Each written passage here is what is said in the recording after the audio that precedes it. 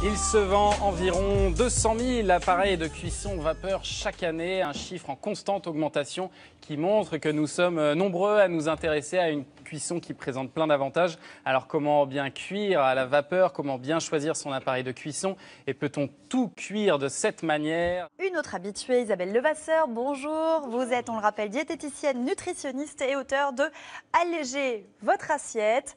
J'apprends, je note, je fonds. C'est aux éditions Alpen. C'est sûr que la cuisson vapeur est beaucoup plus intéressante pour la préservation des vitamines et des minéraux.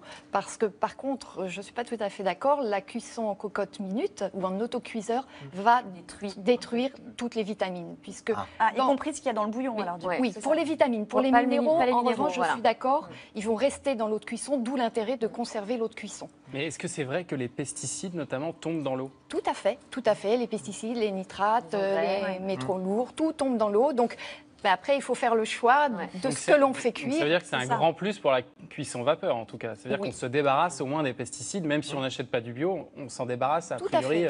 Puisque la cuisson vapeur ne va pas monter à aussi haute température, puisqu'on a une température inférieure à 100 degrés.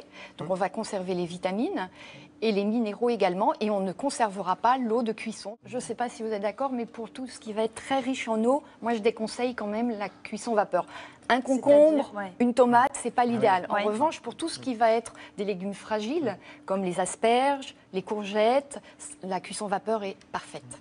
Et c'est vraiment plus sain? C'est vraiment plus simple puisqu'on n'ajoute aucune matière grasse. Il ne va pas y avoir de transformation et de fabrication de substances toxiques de la graisse. La graisse va fondre, mais ne va pas brûler. Donc on n'aura pas de formation d'acrylamide. Et surtout, on pourra rajouter de la matière grasse crue après, et donc avoir tout le bénéfice nutritionnel d'une huile ou du beurre ou de la graisse reste le problème des viandes quand même. Les poulets. Ben non, justement. Non, les volailles, Les volailles, ça va? oui, Non, tout faire cuire. Faut tenir, hein.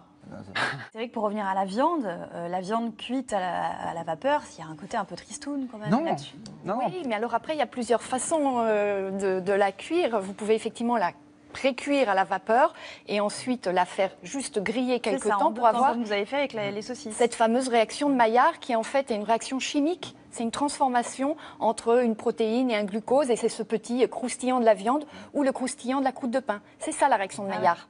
Les fruits aussi, on peut j'imagine, les faire à la vapeur, en compote. Il y a peut-être des fruits qui passent moins bien, non? J'imagine les framboises, par exemple. On peut faire cuire effectivement les fruits à la vapeur. En revanche, la principale composante nutritionnelle du fruit, c'est l'eau et la vitamine C. Et comme la vitamine C, vous allez la détruire à la chaleur, il est quand même préférable de garder les fruits et les consommer crus.